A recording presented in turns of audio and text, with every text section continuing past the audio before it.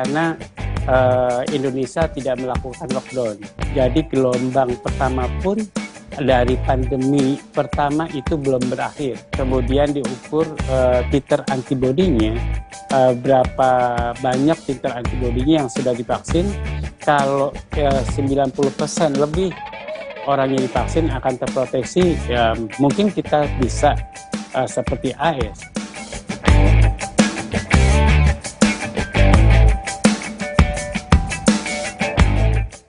Ada yang menyatakan bahwa gelombang 2 ini diprediksi akan terjadi dalam waktu segera. Namun kalau ingin lebih jelasnya lagi, ini apakah gelombang 1 ini sudah mencapai puncaknya? Kemudian indikatornya sendiri seperti apa, Pak?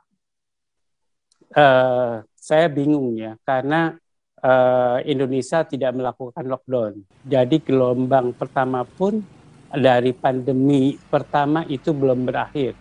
Jadi belum sampai gelombangnya turun sampai yang minimal, karena kita tidak melakukan lockdown. Kalau dilihat per kabupaten atau per provinsi mungkin ada yang menurun, yang sudah ada gelombang keduanya. Tapi kalau dilihat secara nasional mungkin tidak terlihat gelombang-gelombang itu, Mbak. Jadi menurut saya kalau kita bicara national wide atau secara nasional di Indonesia, gelombang itu belum terlihat. Sehingga kemudian ini gelombang 2 juga belum akan timbul kecuali kalau kita melakukan vaksinasi dipercepat. Itu yang pertama, gelombang kedua nggak akan timbul, atau intensifikasi dari upaya-upaya penanggulangan COVID di Indonesia. Jadi PPKM-nya harus ditingkatkan dari ringan ke sedang minimal, atau berat sekalian lockdown, kemudian lockdown-nya diperluas. Jadi menurut saya itu 2 alternatif yang harus dilakukan di Indonesia. Baik. Supaya gelombang kedua atau tsunami COVID di beberapa kabupaten atau provinsi tidak terjadi, Mbak. Mudah-mudahan tidak terjadi, walaupun kemudian kita tidak melakukan sesuatu. Baik, 2 alternatif yaitu vaksinasi ya Pak, dan juga pemberlakuan lockdown itu ya Pak. Lalu bagaimana Pak dengan Indonesia ini, kan saat ini sudah berada di level community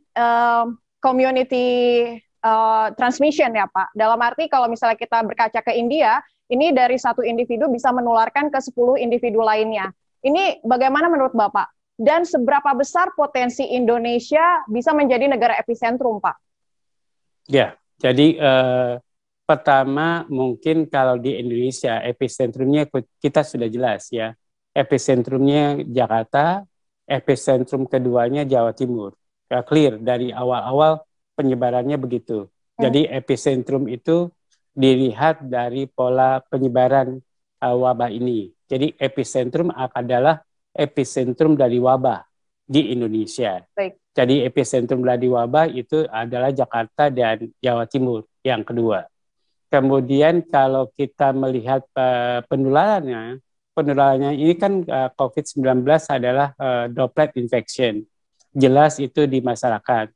Nah, di klaster yang terdapat paling banyak adalah klaster rumah tangga. Jadi banyak sekali keluarga-keluarga yang terinfeksi seluruhnya, dari bapak, ibu, dan anak terinfeksi. Saya sedih kalau mendapat telepon dari teman-teman saya, saudara-saudara saya, menelpon kalau sekeluarga itu terkena COVID begitu. Dia harus mengisolasi dirinya. Betapa penderitaannya itu berat. Ya, jadi saya nggak melihat bahwa klaster rumah keluarga ini bukan menjadi masalah, jadi tetap menjadi masalah. Ini karena kesalahan dalam mengisolasi mandiri begitu. Karena masyarakat kita tidak mengerti isolasi mandiri, maka keluarganya akan tertular di dalam keluarganya. Dia isolasi tapi menularkan kepada keluarganya. Itu kesalahan pemerintah kita. Kedua adalah klaster yang terbanyak adalah klaster keluarga atau klaster keluarga atau klaster tetangga begitu. Jadi klaster yang terbanyak kedua yaitu menular antar rumah, antar keluarga begitu. Karena tadi masing-masing rumah tangga juga tidak tahu bagaimana dia tidak menularkan, bagaimana caranya dia tidak menularkan kepada tetangga lainnya. Dan itu ya adalah yang kedua. Yang ketiga adalah klaster kantor. Jadi yang ketiga, klaster kantor ini benar-benar menurut saya itu karena kesalahan kita mungkin tidak work from home, benar-benar dari rumah, kemudian apalagi perusahaan swasta itu pasti tidak 50%, apalagi 30%, ya itu tidak pernah dievaluasi, kemudian masuk seenak-enaknya saja, kemudian terjadilah klaster perkantoran. Dan kalau di daerah industri, klaster industri itu banyak sekali. Kalau di misalnya Kerawang, Bekasi, itu klaster industri banyak sekali. Jadi industri mungkin tidak 50%, mungkin 75% masuk, ya, sehingga klaster industri tidak bisa dicegah. Jadi sebenarnya kasusnya udah banyak banget, udah banyak sekali, tapi surveillance kita menangkapnya masih sekitar 5.000-an. Saya sebenarnya mempertanyakan surveillance kita, Mbak. Baik, Bapak, ini terkait dengan masker, penggunaan masker ini ada yang menyarankan kita ini karena varian baru ini begitu masif penyebarannya, kita disarankan untuk menggunakan masker lebih dari satu. Artinya memang menggunakan minimal 2 masker nih, Pak, baik itu masker medis maupun kain. Nah, ini tanggapan Bapak seperti apa, Pak, komentarnya? Oke, jadi penggunaan masker itu harus disertai dengan menjaga jarak. Ya, kalau penggunaan masker tidak menjaga jarak, masih ada kemungkinan walaupun masker medis itu memberikan proteksi pada kita tidak 100% terproteksi. Yang benar adalah kita memakai masker N95 begitu. Jadi kalau N35 mungkin 95%, bahkan 97% kita akan terproteksi. Tetap 2%-nya tetap kita tidak terproteksi dengan memakai masker N95. N95. Jadi menurut saya ya harus adekuat. Walaupun pakai masker, kita harus menjaga jarak dengan baik. Kalau pada waktu makan ya kita harusnya pakai pembatas ya. Harusnya semua rumah makan itu ada pembatasnya atau tabir pada waktu makan. Iya betul. Penggunaan masker disertai juga dengan menjaga jarak dari kerumunan itu ya Pak. Betul. Lalu terkait dengan masker ini sendiri, ternyata di AS diperbolehkan bagi warganya yang sudah vaksinasi ini bebas dari masker. Kira-kira Indonesia bisa nggak Pak untuk menjadi seperti AS? Karena kalau kita lihat ternyata vaksin jenis Sinovac dan juga AstraZeneca ini dikatakan ampuh ataupun juga efektif untuk antibodi manusianya. Ini seperti apa Pak?